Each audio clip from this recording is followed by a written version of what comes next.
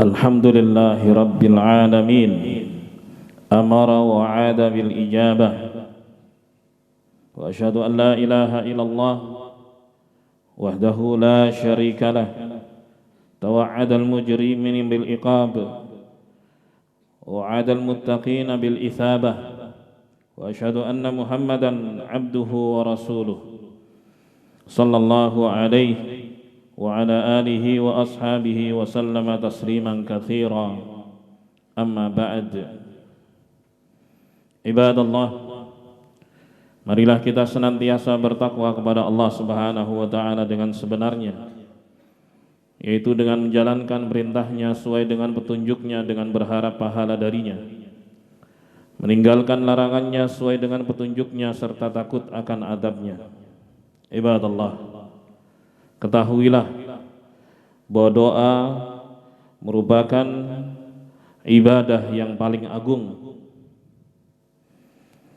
Nabi SAW bersabda dalam sebuah hadis yang sahih dari sahabat An-Nu'man bin Bashir radhiyallahu ta'ala anhuma, ad-du'a'u huwal ibadah. Doa itu adalah ibadah. Lalu beliau membaca firman Allah Subhanahu wa taala dalam surat Ghafir ayat 60. Wa qala rabbukum ud'uni astajib lakum. Tuhan kalian berkata, berdoalah kalian kepadaku, pasti aku kabulkan. Innal ladzina yastakbiruna an ibadati sayadkhuluna jahannama dakhirin. Sungguhnya orang-orang yang sombong tidak mau berdoa dan meminta kepadaku, maka mereka akan masuk ke dalam jahannam dalam keadaan hina. Ibadallah, dan Allah Subhanahu wa ta'ala memerintahkan kepada hamba-hambanya untuk banyak berdoa kepada Allah Subhanahu wa ta'ala. Dan Allah Subhanahu wa ta'ala menjanjikan kepastian pengabulan doa-doa tersebut. Dan Allah Subhanahu wa ta'ala memuji para nabi, para rasul alaihimus salatu wassalam, di mana mereka adalah hamba-hamba Allah Subhanahu wa ta'ala yang banyak berdoa kepadanya.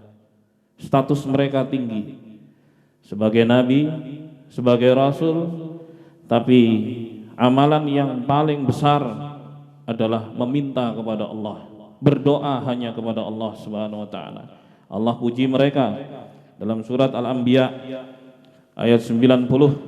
Kata Allah Subhanahu wa ta'ala, innahum kanu yusari'una fil khairat wa yad'unana raghaban wa rahaba wa kanu lana khashi'in.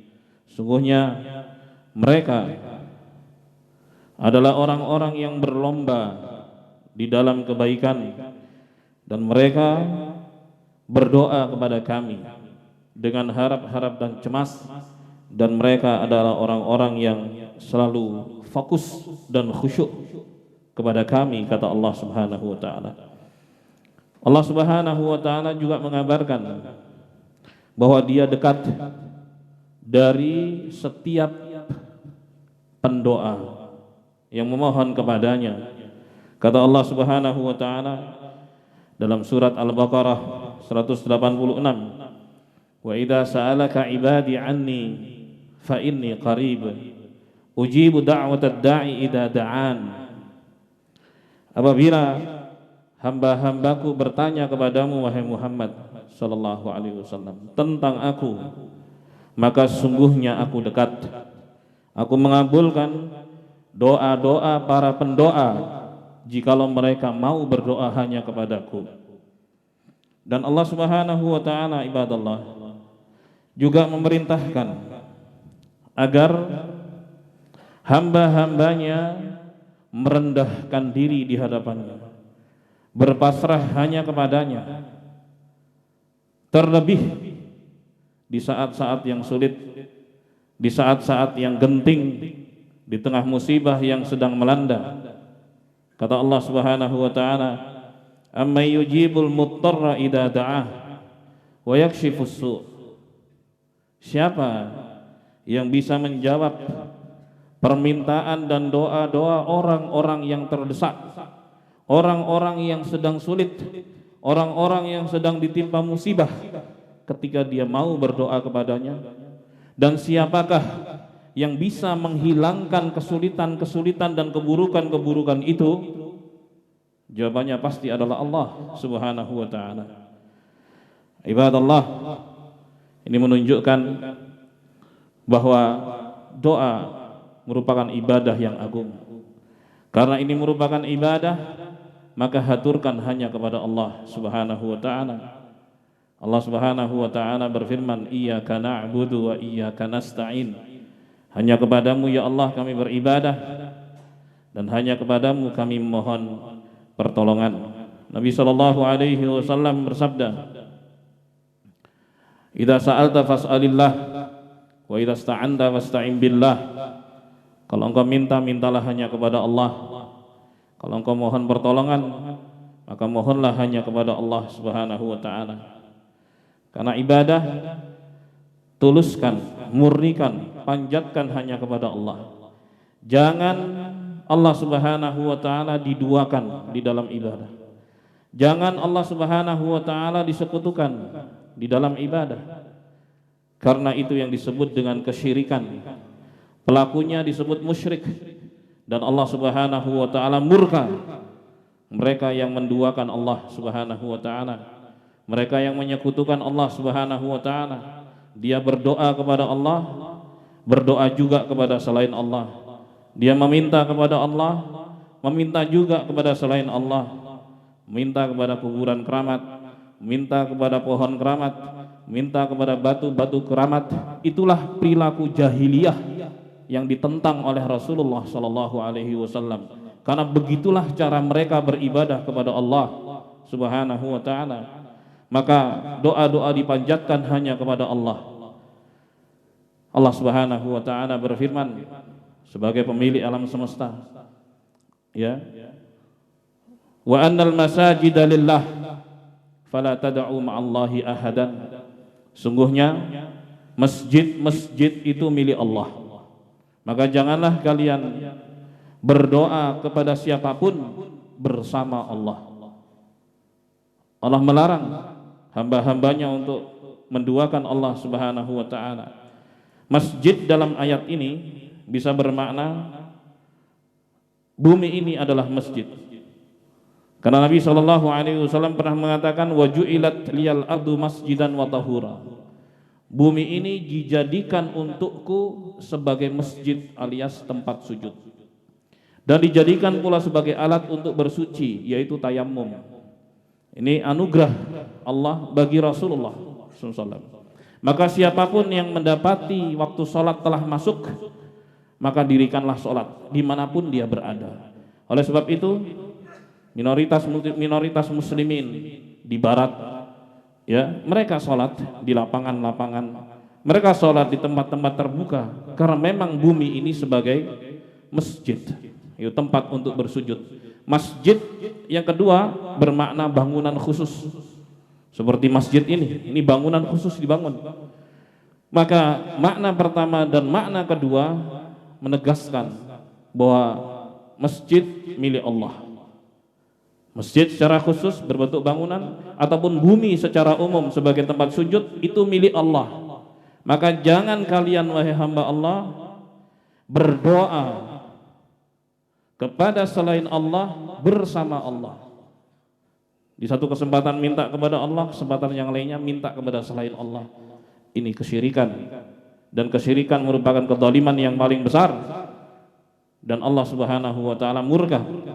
Allah berfirman, innasyirka ladzulmun adzim. Sungguhnya kesyirikan ada kezaliman yang paling besar, yang menunjukkan kemurkaan Allah Subhanahu wa ta'ala. Allah tidak mengampuni dosa syirik bagi orang yang mati dalam keadaan seperti itu. Kata Allah Subhanahu wa ta'ala, innallaha la yaghfiru ayyushraka bih wa yaghfiru ma duna dzalika liman yasha. Sungguhnya Allah tidak mengampuni dosa syirik, dan Allah mengampuni dosa selain syirik bagi siapa saja yang dikehendakinya. Artinya kalau orang itu mati dalam keadaan musyrik, dia tidak bertobat sebelum mati, maka dia kekal di neraka. Tapi kalau orang itu bertauhid, punya dosa-dosa yang belum sempat dia bertobat, seperti mencuri, berzina dan sebagainya dari dosa-dosa besar, maka itu kembali kepada kehendak Allah. Kalau Allah ampuni, langsung dia dimasukkan ke dalam surga. Tapi kalau Allah mau hukum di neraka, maka bersifat sementara.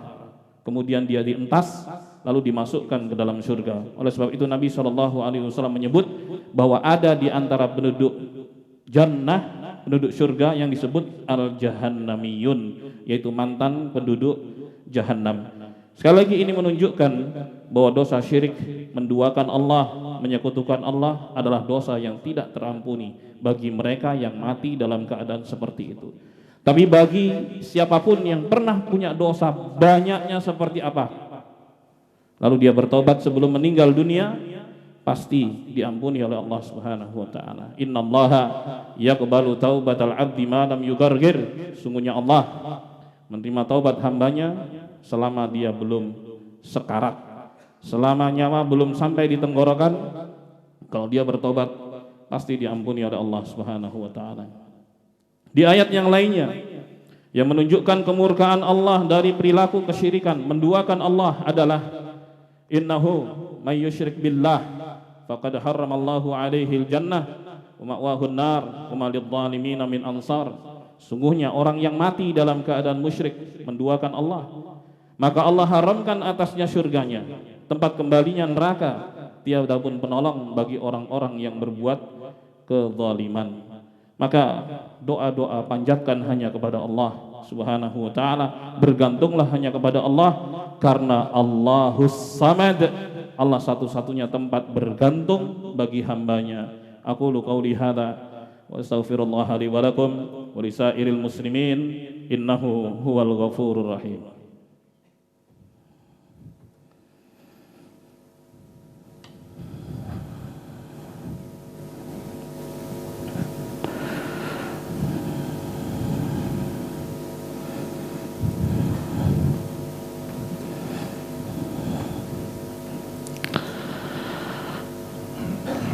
Alhamdulillah hamdan katsiran thayyiban mubarakan fih kama yuhibbu rabbuna wa yarda.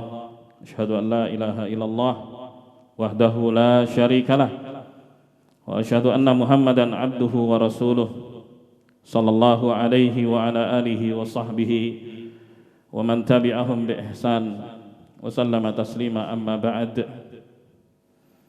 Ibadallah, ittaqullah haqqa tuqatih wa la tamutunna illa wa antum muslimun. Doa itu merupakan senjata bagi orang yang beriman. Sebagaimana dalam hadis, ad-du'a silahul mu'min. Doa adalah senjata bagi seorang mukmin. Hadis ini lemah, tidak bisa dijadikan sebagai hujjah, akan tapi makna dari hadis itu sahih. Dan di antara yang menunjukkan makna tersebut, bahwa para nabi dan para rasul alaihi wassalatu wassalam, ketika mereka sedang terdesak, ketika mereka dalam bahaya besar, ketika mereka mau dihabisi, mereka berdoa kepada Allah Subhanahu wa taala. Mereka orang-orang yang enggak pernah takut mati. Mereka sadar mereka utusan Allah Subhanahu wa taala. Mereka menjalankan tugasnya untuk menyampaikan wahyu, menyampaikan risalah dari Allah, menyampaikan pesan-pesan Allah Subhanahu wa taala kepada manusia. Namun mereka juga bergantung kepada Allah Subhanahu wa taala untuk menunjukkan bahwa mereka enggak punya kekuatan sama sekali. Yang maha kuasa dan yang maha kuat adalah Allah Subhanahu wa taala. Mereka dididik untuk berserah kepada Allah Subhanahu wa taala. Ibrahim alaihi salam ketika selesai diinterogasi ya dan berdebat, mereka kalah dalam debat tersebut, tapi mereka gunakan tangan besi. Ibrahim dibakar hidup-hidup. Ibrahim hanya mengucapkan kalimat hasbunallah wa ni'mal wakil, kalimat pendek, akan tapi dipenuhi dengan penghayatan yang artinya cukuplah Allah Subhanahu wa ta'ala sebagai pelindung terbaikku dan sebagai penjaga terbaikku. Allah Subhanahu wa ta'ala yang menciptakan api itu panas, dialah yang memerintahkan api yang merupakan ciptaan Allah untuk berubah menjadi dingin. Allah Subhanahu wa ta'ala berfirman, "Qulna ya naru kuni bardan wa salaman ala Ibrahim." Kami katakan, wahai api, jadilah kamu dingin dan menyelamatkan Ibrahim. Ibrahim pun selamat. Dan itu enggak masuk akal. Memang enggak masuk nalar sama sekali. Nuh alaihi salam setelah ratusan tahun berdakwah, dia dibuli dan disakiti macam-macam, sampai pembunuhan juga, rencana pembunuhan kepadanya. Dia berdoa kepada Allah Subhanahu wa ta'ala, mohon pertolongannya. Rabbi la tadar alal ardi minal kafirina dayyara innaka in tadarhum yudillu ibadak wala yalidu illa fajiran kafara. Ini doanya serem banget. Wahai Tuhan, janganlah engkau biarkan seorang kafir pun hidup di muka bumi, karena jikalau engkau biarkan mereka hidup, mereka akan menyesatkan hamba-hambamu dan mereka tidak berketurunan melainkan orang-orang yang jahat lagi kafir.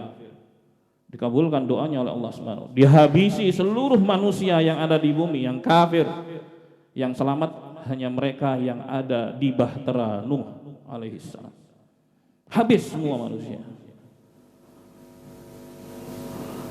Demikian pula Nabi Musa alaihi salam, Nabi Isa alaihi salam, dan Nabi Muhammad sallallahu alaihi wasallam serta seluruh para nabi.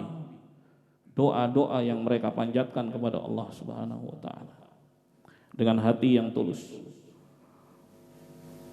Dalam satu peristiwa genting, yaitu di Badar, di mana saat itu Nabi Shallallahu Alaihi Wasallam dengan 300 sekian belas sahabatnya ingin mencegat kafilah dagang Abu Sufyan untuk menuntut pertanggungjawaban karena aset orang-orang yang hijrah dari Mekah dirampas oleh kafir Quraisy. Nggak ada niatan untuk perang, karena dia mempersiapkan senjata untuk perang. Dan orang-orang Quraisy punya kebiasaan dagang ke utara, ke Syam, atau ke selatan, ke Yaman. Kali itu ke utara. Pas pulang ingin dicegat. Dan Abu Sufyan radhiyallahu an saat itu sangat benci kepada Rasulullah SAW. Tahun kedua Hijriah kejadiannya, dan baru masuk Islam Abu Sufyan tahun ke-7. Lalu dia melapor setelah lolos dari sergapan itu, melapor kepada orang-orang kafir Quraisy. Lalu mereka menyiapkan 1000 pasukan perang dengan senjatanya untuk menghabisi Rasulullah SAW dan para sahabatnya. Allah takdirkan kedua kelompok yang gak imbang itu ketemu di Badar. Badar lebih dekat ke Madinah daripada ke Mekah. Tapi ketika berhadap-hadapan, sudah gak mungkin bisa lari. Kalau lari pasti dikejar, pasti kena. Oleh sebab itu, Nabi SAW melihat kondisi yang genting ini, dan secara matematis beliau tahu ini pasti kalah. Pasti kalah. Bukan beliau berteriak serang, tidak sama sekali. Beliau adalah orang yang paling sayang kepada umatnya. Beliau orang yang paling lembut terhadap umatnya. Beliau enggak mau ada darah yang tumpah dari umatnya. Perhitungannya betul-betul matang ibadallah. Maka beliau beristighatsah. Karena enggak ada cara lagi. Enggak siap dengan senjata, enggak siap dengan personel, tapi harus dihadapi. Beliau berdoa. Tidak mengajak rame-rame sahabatnya. Beliau berdoa sendiri. Ditemani Abu Bakar As-Siddiq radhiyallahu anhu. Bahkan di tengah doanya beliau mengatakan, wahai Allah, wahai Tuhan, jikalau Engkau binasakan kelompok kecil ini, Engkau tidak akan disembah selamanya. Bergetar beliau dalam berdoa. Sampai jatuh rida yang beliau pakai, sarung rida seperti orang umrah. Dipungut Abu Bakar, diletakkan kembali di pundaknya seraya mengatakan, hasbuk, hasbuk, cukup, cukup wahai Rasulullah. Kemudian turunlah firman Allah Subhanahu wa taala dalam surat Al-Anfal ayat 9. Ittastaghitsuna rabbakum fastajaba lakum anni mumiddukum bi alfin minal malaikati murdifin. Dan ingatlah ketika kamu beristighatsah kepada Tuhanmu. Istighatsah artinya minta bantuan di tengah musibah. Kemudian Allah Subhanahu wa taala kabulkan permintaanmu dan menurunkan 1000 malaikat yang datang secara berombongan. Datang kemenangan, datang pertolongan dari Allah Subhanahu wa taala, maka Rasulullah baru saat itu memerintahkan pada para sahabatnya untuk menghadapi mereka. Ibadallah. Maka begitulah mestinya pemimpin. Begitulah mestinya para tokoh yang punya kuasa. Sayang kepada rakyatnya, sayang kepada bawahannya. Jangan mudah untuk mengorbankan kaum muslimin, menumpahkan darah kaum muslimin dengan sebab putusannya.